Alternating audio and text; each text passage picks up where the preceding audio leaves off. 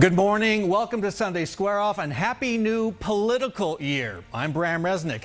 The year started last week in Washington with the swearing in of Democrat Kyrsten Sinema, the state's first female senator, and Republican Senator Martha McSally, Governor Doug Ducey's appointee.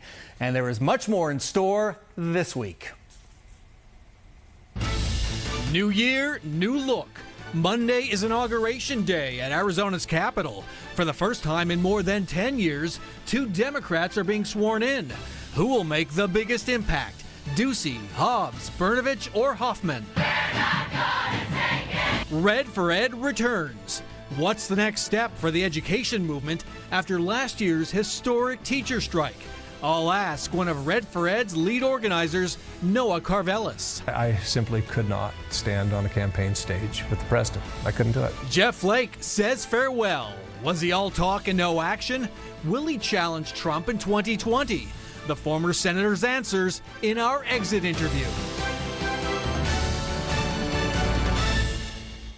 And we start with Monday's inauguration at the state capitol. Arizona's top elected officials will be sworn into office. What impact will they have over the next 4 years?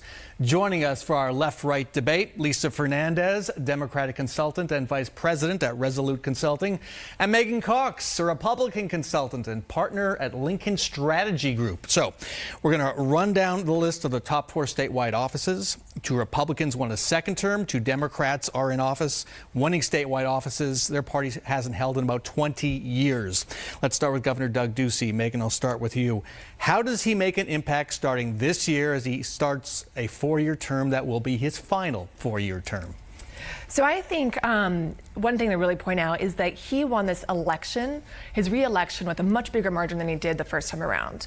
So he's entering the Capitol right now with a full tank of political capital, and I think they're going to do a lot of really big things. There's a lot of big things on their policy agenda, water being one of the top, and I think they're going to be very, very aggressive as they move forward into this cycle. Yeah, water could be a real legacy issue for the governor. He is a lame duck. He's also got a tighter margin to work with in the House. How does that affect what he can accomplish? I think it impacts it a lot. You know, we've talked about it before, the margin in the House, 28-31. It's the closest it's been since the late 60s. And that means he's going to have to get Democrats on board with these pieces of legislation. Water, as Meghan mentioned, there are a lot of others, education. So he's actually going to have to reach across the aisle and work with the Democrats, and that's something he didn't have to do as much in his first term. So we could see a little bit of a different governor coming into this lame duck, but also we have to be thinking, what is he looking at next? And that could impact how we see him govern over the next few years. So he may come back to Arizona voters one more time.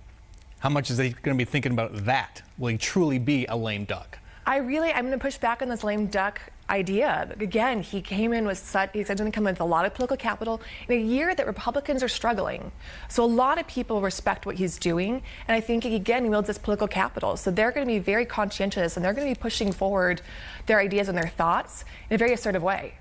Okay, on to Katie Hobbs, the Secretary of State-elect, first in line to the governor, most importantly, the state's top elections official. She's promised to make voting easier for all Arizonans. Lisa, how hard will it be for her to accomplish that? It's going to be difficult because Republicans are going to be looking at her and want to be pushing back on everything she does. But I believe that Katie's going to be able to kind of keep her head down, do her work, surround herself with good staff and professionals. Something that people forget is, you know, the Secretary of State's office really is, even though it's a political office, they have to be serving the constituents of Arizona and making sure they're able to vote. So if you're surrounding yourself with staff members who know how to do that and doing your work, I think that it's going to be hard for them to go after her. Republicans want the Maricopa County Recorder's office back. They want this office back. How hard will they go after it and try to block Katie Hobbs? I think I'm going to, looking at the way Katie's led and her campaign promises and the way that she's asserting herself publicly and privately, she's really going to be very conscientious not to make waves with her office and to put her office ahead of partisanship. So as a Republican, I feel some level of comfort in that because she has been reaching out to really try to make some strokes across the aisle. Not to say that we don't want that office back, both offices back, but I do think there's a sense of comfort in that she's going to purposely try to avoid making some waves in a sense, and she recognizes her position of having the Secretary of State's office. Yeah, I think she has the most interesting job in the state right Absolutely. now. When we come back, will the new school superintendent make an impact on charter reform? Plus, can Kyrsten Sinema and Martha McSally work together in the U.S. Senate? Then thousands of Arizona teachers walked out last year over low pay and lousy working conditions. Could it happen again this year? Plus, Jeff Flake flirted with running for president in 2020. I asked the now former senator whether he's thinking about actually doing it or whether he's done with politics. Stay with us.